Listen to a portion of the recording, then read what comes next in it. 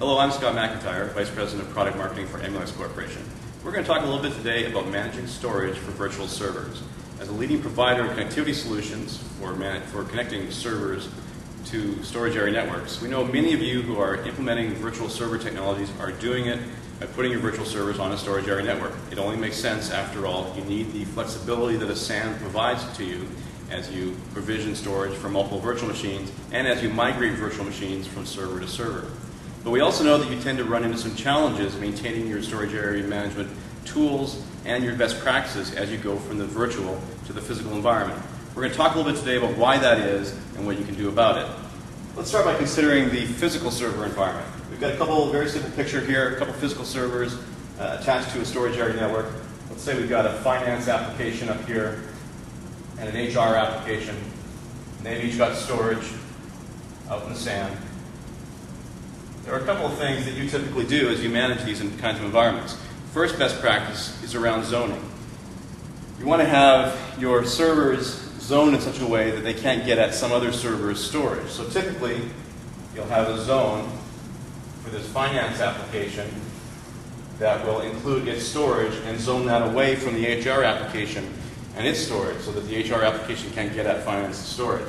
And the way you do that is by keying off the worldwide name on the HPA on that server. The worldwide name uniquely identifies that server in the SAN, and that's what we use to manage zoning.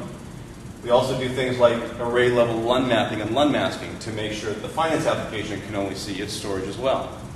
You also probably have things like quality of service tools that manage service, I/O service through the SAN on behalf of that application that also keys off the worldwide name. And you may even charge back storage utilization and capacity utilization based on that worldwide name. So let's now move forward to the virtual server environment. Let's say we've got a virtual server here with a couple of virtual machines, one for finance, one for HR, and they've got their storage out here in the SAN as well. Now at first you could say, well, we've got a worldwide name here, so we could zone that server to that storage, but the problem obviously is you've got multiple applications and multiple virtual machines now running on that physical server that you want to zone away from each other. How can you do that when they're all sharing the HPA and sharing the worldwide name?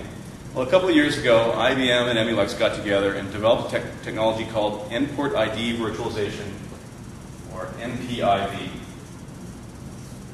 NPIV essentially allows us to create virtual worldwide names and map them to the physical ports on the HPA and assign them to the virtual machines. Essentially what that does is it gives each virtual machine its own identity in the SAN.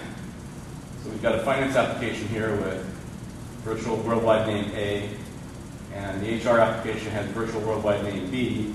Essentially what that allows us to do is provide a virtual connection for those virtual machines into the SAN. So now I can restore that best practice of zoning just one server, or one virtual machine in this case, to its storage and keeping that separate from the HR application.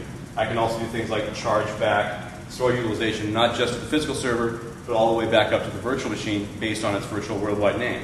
There's an added benefit that comes when you actually want to move that virtual machine to another physical server. Let's say we're going to migrate that finance application over to this physical server here.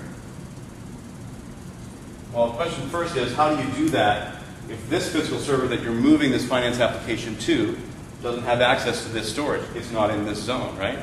Well, the way you do that is when you migrate that virtual machine, it's going to carry its virtual worldwide name with it. So this virtual machine is now known to the SAN for this application by this worldwide name, and so its zone moves over to the new physical server. That's a technology called NPIV. If you want to learn more about NPIV, you can follow the link at the bottom of this webpage to a white paper that talks about this technology and managing storage in SANs. You can also follow the link to the Emulex website, emulex.com, where we've got a lot more information on Endpoint ID virtualization and managing storage for virtual servers. I'm Scott McIntyre from Emulex. Thank you very much.